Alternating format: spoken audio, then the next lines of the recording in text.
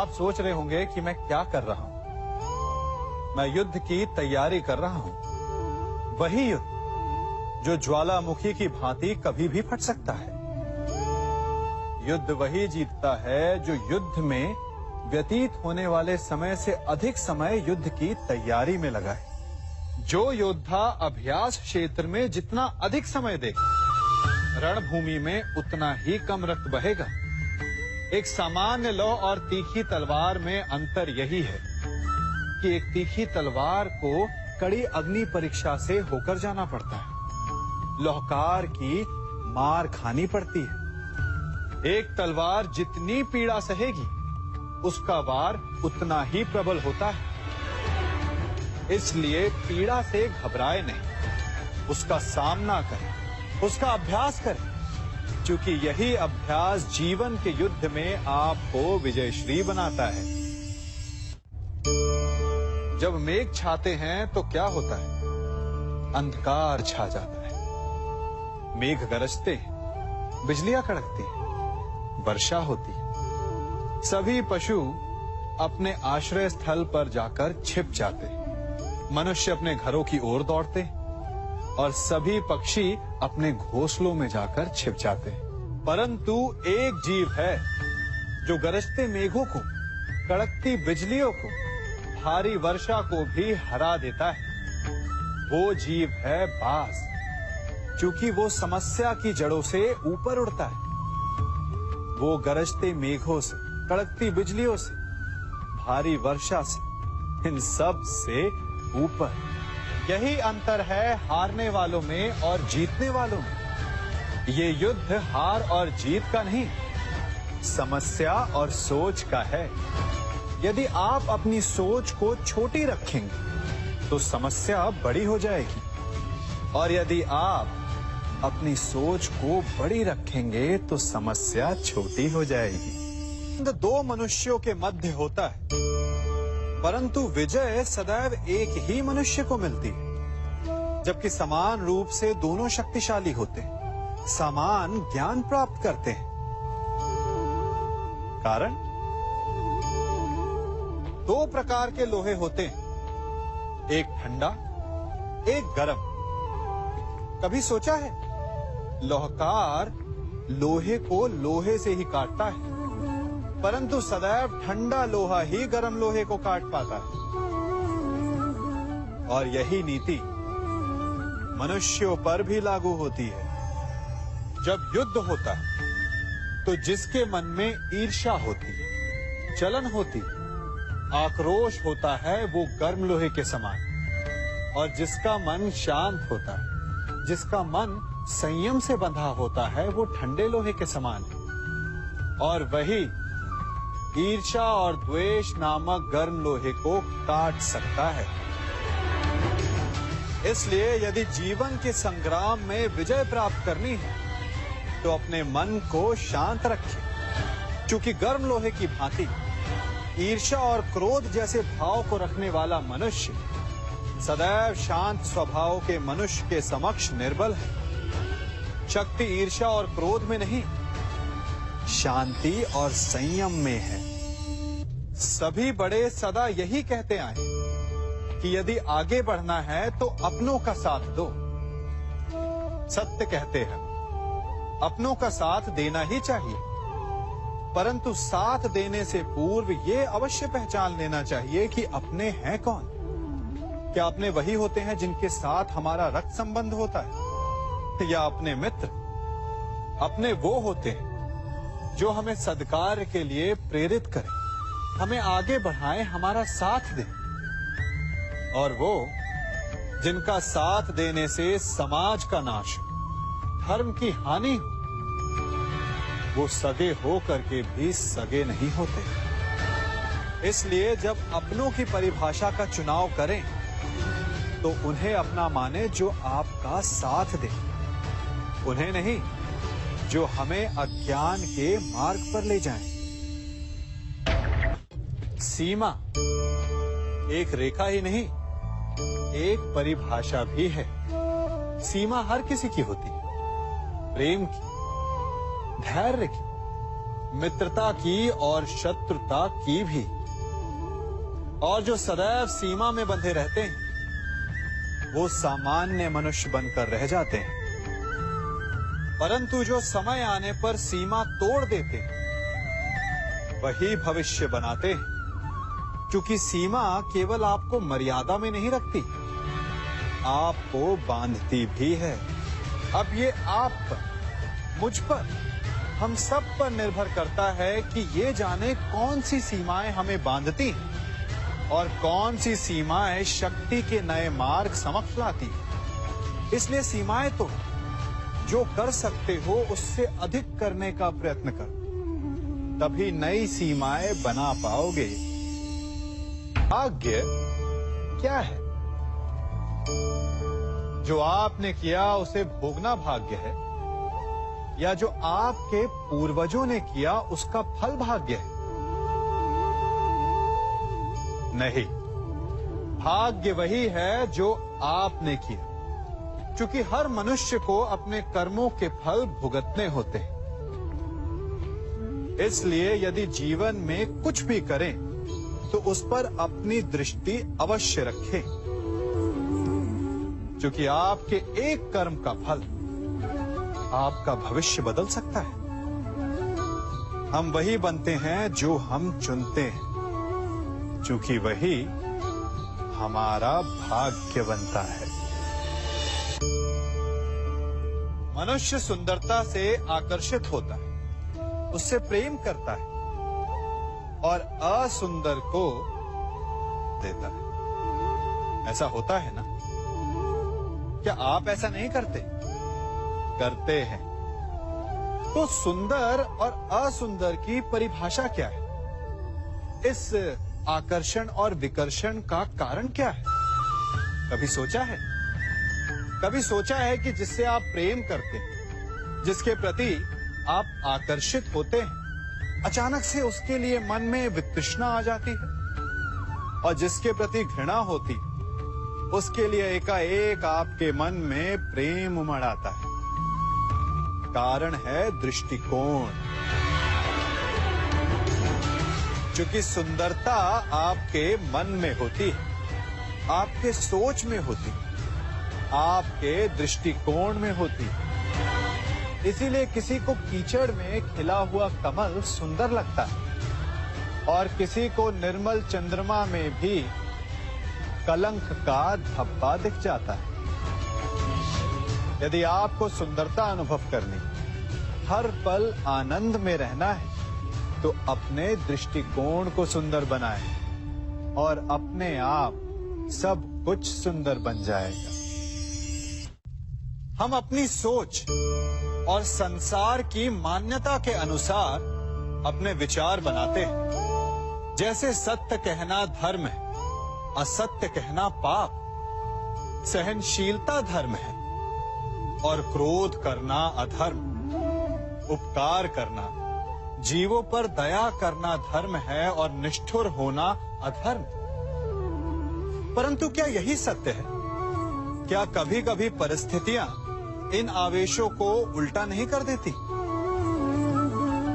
करती है। यदि इस संसार में कुछ धर्म है, कुछ पुण्य है, कुछ महान है, तो परिस्थिति के अनुसार चलना। जटायु स्मरण है आप सबको, वो जिन्होंने रावण पर क्रोध किया था, उस पर आक्रमण किया था। उस समय जटायु का क्रोध पाप नहीं था, धर्म था। इसीलिए अंत में उन्हें भगवान राम की गोद मिली।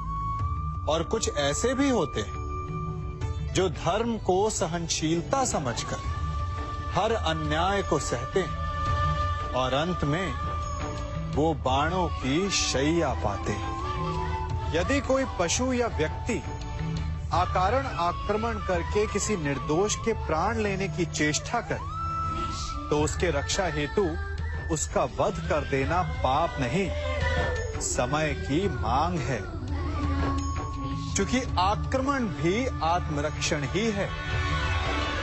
यदि किसी दुष्ट की सहायता करने से सामान्य मनुष्य को कष्ट पहुंचे, पीड़ा पहुंचे, तो उसे सहायता ना देना ही धर्म है।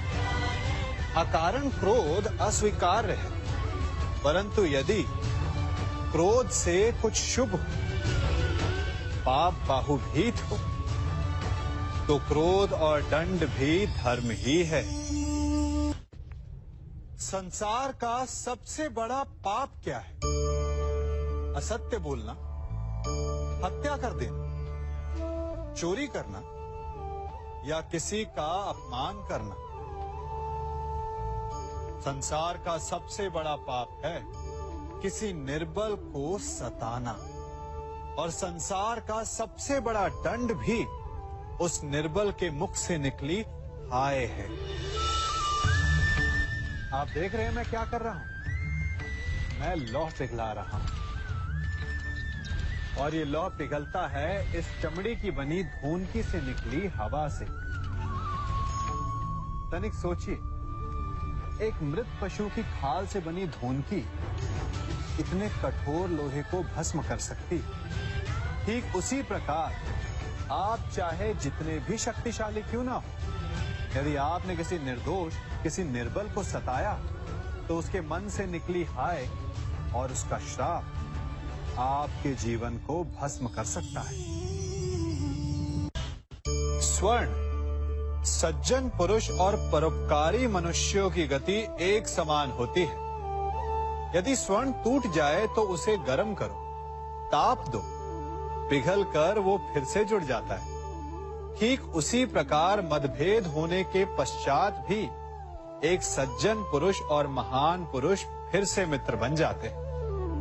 परंतु दुर्जन दुष्ट माटी से बने लोग उस पके हुए मटके के समान होते हैं कि जिनमें यदि एक बार दरार आ जाए तो वो स्वयं ही स्वयं का सर्वनाश कर लेते हैं। इसलिए मित्रता केवल सज्जनों से ही करें ताकि मतभेद ना हो। दुष्टों का समूह अपना नाश स्वयं ही कर लेता है। यदि कोयले की खान में जाओ तो चाहे जितनी भी सावधानी बरतो, अपने वस्त्रों पर कालिख लग ही जाती है। इसलिए दुष्ट मित्रों से सावधान। सज्जन शत्रु प्रत्येक परिस्थिति में श्रेष्ठ है। प्रत्येक मनुष्य सफलता पाने के लिए कार्य करता है। कुछ सफल होते हैं, कुछ नहीं होते, और जो सफल नहीं होते वो सदा अपनी असफलता का कारण या तो अपनी परिस्थितियों को बताते हैं या अपने सहयोगियों को दोषी ठहराते हैं। परंतु क्या वास्तविकता में ऐसा ही होता है? क्या कोई परिस्थिति या कोई व्यक्ति किसी की असफलता का कारण बन सकते हैं? उत्तर हाँ भी है और ना भी। कैसे? आप इस तितली को देख रहे हैं? आपने एक मक्खी को भी देखा होगा। प्रकृति ने दोनों को समान गुण दिए हैं रस पान करने का। एक तितली फूलों पर जाकर उसका रस लेती और इस अवस्था में नए फूल खिलने की व्यवस्था भी करती है, और मक्खी घाव पर बैठती है, घाव को सड़ाती है और रोग भी फैलाती है। यदि इसमें किसी बात का अंतर है तो केवल सोच का। यदि आप उचित मार्ग चुनेंगे तो आपको सफलता मिलेगी, आप में उत्साह बढ़ेगा, और यदि आप अनुचित मार्ग चुनेंगे तो आपको असफलता मिलेगी, निराशा मिलेगी। अब उचित मार्ग चुनना है या अनुचित मार्ग, ये निर्णय तो आप पर निर्भर करता है। मनुष्य सदा भला बुरा, खरा खोटा, सत्य असत्य की बातें करता है। सत्य को अच्छा मानता है और असत्य को बुरा। परंतु क्या आपने कभी ये सोचा है कि प्रत्येक वस्तु, प्रत्येक भाव का एक महत्व होता है? दोनों ही एक दूसरे के पूरक होते हैं। यदि काला रंग नहीं होगा तो क्या श्वेत रंग की आभा का अनुभव होगा? यदि असत्य नहीं होगा तो क्या सत्य के महत्ता का ज्ञान होगा? यदि बुरा नहीं होगा तो क्या भले पर आपको विश्वास होगा? कुछ महत्वपूर्ण है तो दोनों के मध्य का संतुलन। बुरी से बुरी वस्तु, समय या भाव, कोई ना कोई स्वयं में शुभ छिपाए रखती है। कभी काले गरजते मेघों को देखा है? उसके किनारे भी एक स्वर्णिम आभा होती है। उसी प्रकार यदि आपके जीवन में बुरा समय आए तो आपको अपने सच्चे मित्रों की पहचान हो जाती है। तो बुरे समय में निराश ना हो, उसमें भी कुछ शुभ खोजने का प्रयास करें और धीरे धीरे सब कुछ आपके जीवन में स्वतः शुभ हो जाएगा। संसार में सबसे महत्वपूर्ण क्या है? दृष्टि या दृष्टिकोण, समझ या सोच? सामान्यतः मनुष्य की दृष्टि और सोच में अधिकतर वो वस्तु, वो घटनाएं, वो भाव श्रेष्ठ हैं जो हमें आनंद दे, और जो हमें आनंद नहीं देते उन्हें हम दुखदाई मान लेते हैं। परंतु दृष्टिकोण और सोच को यदि एक भिन्न कोण से देखें तो परिस्थितियां भिन्न सिद्ध हो सकती हैं। जिस प्रकार भीषण गर्मी हमें सुहाती नहीं, परंतु वही गर्मी सागर और नदियों के जल को वाष्पित करती है और हमें मनोरम वर्षा का आनंद देती है, उसी प्रकार भीषण परिश्रम के पश्चात हमें सफलता मिलती है। वर्षा के पश्चात हमें हमारा लक्ष्य मिलता है। तो सदा स्मरण रखिएगा कि दुख और पीड़ा से भागे नहीं, क्योंकि यही भविष्य में आने वाले सुख का मूल है। जब भी आपने यात्रा की होगी तो अवश्य अपने मार्ग के आसपास कुछ रिक्त स्थान देखे होंगे, कुछ खेत देखे होंगे, कोई ना कोई भूमि का टुकड़ा अवश्य देखा होगा। कुछ स्थान ऐसे होते हैं जहां पेड़ लगे होते हैं, जहां माली बड़े प्रेम से उन्हें बोता है, उन्हें सींचता है। और कुछ स्थान ऐसे भी होते हैं जहां बिना माली के खरपतवार उग जाते हैं, कुछ अन्य पौधे उग जाते हैं। माली द्वारा उगाए वृक्ष हमें ठंडी छाया देते हैं, हमें फल देते हैं, ईंधन के लिए लकड़ियां देते हैं। और बिना परिश्रम के उपजित खरपतवार यदि कुछ करते हैं तो ये कि वो भूमि को बंजर बनाते हैं। हमारा मन भी रिक्त भूमि की भांति होता है। यदि अपने परिश्रम से उसमें सुविचारों के बीज डालोगे तो फलदायक विचार उपजेंगे, और यदि उसे रिक्त छोड़ दिया तो खरपतवार की भांति अनुपयोगी विचार आपके मन को अपना घर बना लेंगे, आपके मन को मैला कर देंगे, उसे बंजर कर देंगे। अब निर्णय आपका है कि आपको सुविचार देने वाला मन चाहिए या कुंठा देने वाला। जल प्रकृति को इस संसार की सबसे अनूठी देन है। वो महासागर में भी मिलता है और मीठे तालाब में भी, वो पवित्र गंगा में भी होता है और दुर्गंध आती नाली में भी। हम तालाब और नदी को सम्मान इसलिए देते हैं क्योंकि उसका मीठा जल हमारी प्यास बुझाता है।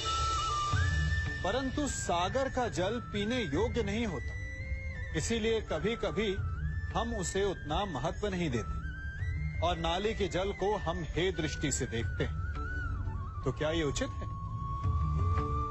हमारे संबंध भी इसी जल की भांति होते हैं। जिस संबंध से हमें लाभ ना हो उससे हम दूर हो जाते हैं। कभी ईर्ष्या के कारण, कभी अहंकार के कारण उस संबंध को तोड़ देते हैं। तो क्या संबंध को तोड़ देना उचित है? तनिक विचार कीजिए। माना कि सागर का जल फसल नहीं दे सकता, परंतु मोती तो देता है। माना कि नाली का गंदा जल हमें किसी भी कार्य के लिए उपयुक्त ना लगे, परंतु वो भी कहीं लगी अग्नि को बुझा सकता है। ठीक इसी प्रकार प्रत्येक संबंध कहीं ना कहीं किसी न किसी परिस्थिति में उपयोगी हो सकता है।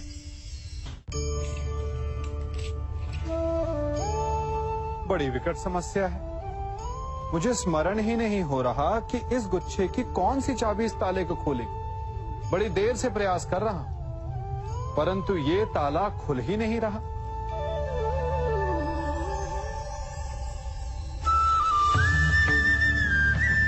ऐसी परिस्थिति में आप क्या करेंगे? अधिकतर लोग ऐसी परिस्थिति में अपनी आशा खो बैठते हैं। उन्हें लगता है कि चाबी खो गई। वो तिलमिला जाते हैं, क्रोधित हो उठते हैं। परंतु उस समय धैर्य रखें तो गुच्छे की अंतिम चाबी ताला खोल सकती है।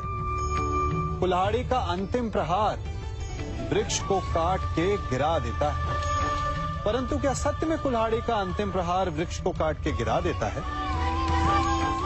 आपको आपका लक्ष्य दिला देता है? नहीं। आपका निरंतर प्रयत्न ही आपको सफलता दिलाता है। जब आपका मन निराश हो तो अपने कार्य में दुगनी उत्साह से जुट जाइए, क्योंकि अनावरत बहता जल ही कठोर चट्टान को काट सकता है। सफलता का मूल है परिश्रम, प्रयास और आशा। मनुष्य का जीवन ऋतुओं के समान होता है। आज ग्रीष्म तो कल वर्षा, परसों शीत। तनिक संकट आया तो हम संयम खो बैठते हैं। तनिक ऋतु बदली तो हम अधीर हो जाते हैं। अपने आक्रोश में, अपने क्रोध में हम उनसे ही संबंध बिगाड़ लेते हैं जो हमारे अपने होते हैं। क्यों ऐसा होता है ना? हमें लगता है कि हमारे अपने हैं, फिर से मना लेंगे, परंतु स्मरण रखिए, सदा ऐसा करना संभव नहीं होता। सागर की उछलती लहरों को तट सहता है, और यदि तट ही टूट जाए तो बाढ़ आ जाती। हमारे संबंध भी दूध की भांति होते हैं। दूध तपकर उबल सकता है, परंतु यदि उसमें खटास आ जाए तो वो फट भी जाते हैं। और फटे दूध को चाहे जितना मत लो, उसमें से माखन नहीं निकलेगा। इसीलिए अपने संबंधों को संभल कर निभाना चाहिए। मनुष्य की सबसे बड़ी दुर्बलता क्या होती है? सोचिए। धन, प्रेम, अहंकार। मनुष्य की सबसे बड़ी दुर्बलता होती है उसके रहस्य। चाहे आप कितने भी शक्तिशाली क्यों ना हो, कितने भी प्रबल क्यों ना हो, परंतु उसके रहस्य उसके नाश की चाबी होती है।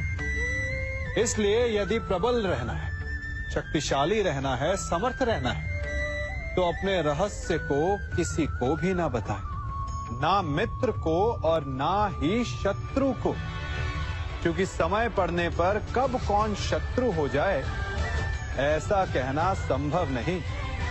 विभीषण को रावण के अमृत कुंड का ज्ञात था, इसीलिए प्रभु श्री राम रावण का वध करने में सफल हो सके। इसलिए उचित यही है कि आप अपने रहस्य को स्वयं तक ही सीमित रखें। मनुष्य का मन बड़ा विचित्र होता है, कल्पना में ही विकास करता है, संपन्न भविष्य का स्वप्न देखता है और कल्पना में ही जो नहीं हुआ उससे भय खाता है। और यही भय मनुष्य का सबसे बड़ा शत्रु है। हमारे भविष्य के मार्ग में, हमारे आनंद के मार्ग में सबसे बड़ी बाधा है। अब आप लोग मुझसे पूछेंगे कि इसका तोड़ क्या है, भय से मुक्ति कैसे पाई जाए? तो ये प्रश्न आप स्वयं से पूछिए। तनिक सोचिए, जब आप एक सुंदर भविष्य की कामना करते हैं तो उसे पाने के लिए आप परिश्रम करते हैं ना? ठीक उसी प्रकार भय से मुक्ति पाने के लिए आप उससे लड़ जाएं। और उसका निवारण आपको स्वतः ही मिल जाएगा। इसलिए जब भी भय आपको सताए तो उससे भागे नहीं, उससे घबराए नहीं, क्योंकि भय का काम ही होता है आपको भयभीत करना। इसलिए जब भी भय आप पर आक्रमण करे तो आप भी उस पर पहले ही आक्रमण